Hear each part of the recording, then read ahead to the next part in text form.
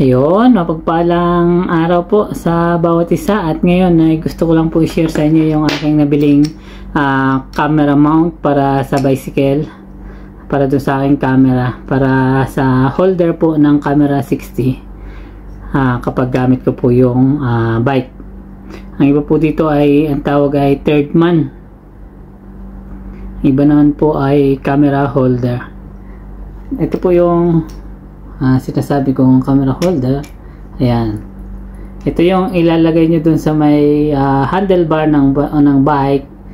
Tapos dito naman po ilalagay yung selfie stick nung camera. Sa akin ay yung Insta360 1R. Dito ko nilalagay yung stick. Ito to. Yan, maluwag to. Yan, maluwag to. Kaya po ang kasama po nito ay meron siyang dalawang Allen key. Yan, magkaiba po ng sukat tong Allen key na to. Kasi iba po yung sukat para dito. Ito yung maliit lang po ang sukat dito sa Allen key. At ito naman po ay malaki saka dito.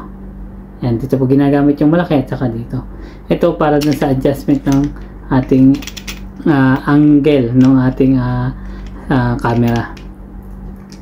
Tapos may kasama rin po siyang dalawang rubber. Yan, dalawang rubber.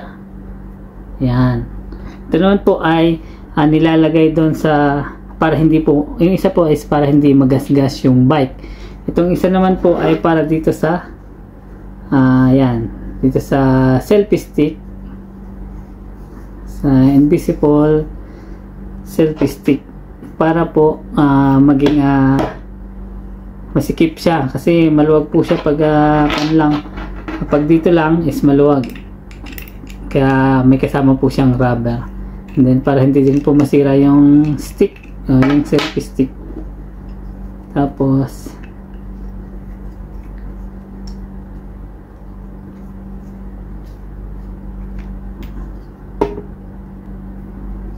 yan.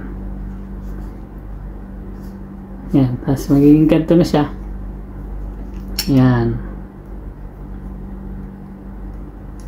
Sigpitan na lang po natin.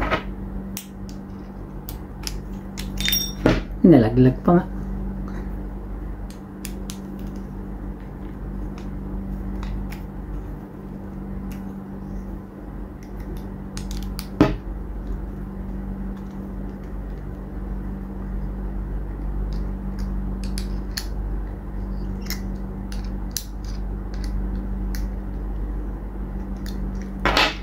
Yan, matibay na po siya. Tapos ito yung magiging angle ng ano. Yan, kung ang pagkakalagay nyo sa bike is na ganito, yan. So, ito na yung magiging angle nyo. Kung anong gusto nyo kung taas ng camera nyo o angle ng inyong bike. Yan, anong camera pala sa bike, yan. Ito po yung magiging cut. Papakita ko sa inyo kung anong itsura pag nakakabit na sa bike. Yun lamang po, sinare ko, and mura lang po sa Lazada. Ma-order niyo po ito sa Lazada at saka sa Shopee, and parang nasa 300 po ata to, hindi ako nagkakamali. Ayan, at ito na po yung resulta. Naikabit na po natin. Ayan, nakakabit na po sa bike. Medyo hihigpitan lang po natin yung sa adjustment, para kung anong gusto mo pong angulo o angle, nakataas na ganyan, pataas, para kita yung pag tinas mo yung selfie stick mo, kita ka na parang nasa drone, parang may drone, kita ka sa ilalim habang nasa taas yung camera. Ayan, maganda rin pong angle yan.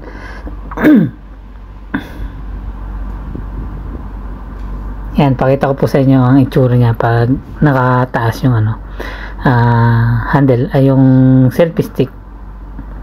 Ayan yung angle ng nakataas yung camera. Ayan.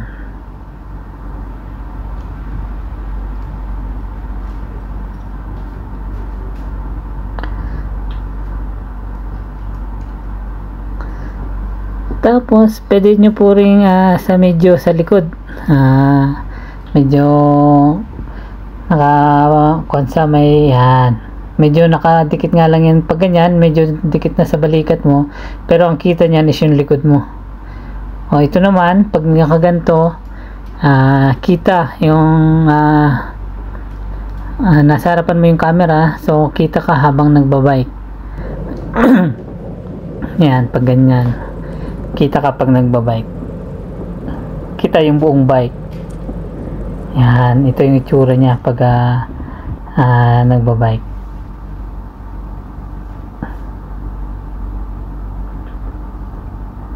Yan. Depende po sa iyo kung anong gusto mong gawing angle o kung anong gusto mong gawin sa paglalagay mo po niyan. Nasa sayo po yun. Ayun, at ingat po lagi. God bless po.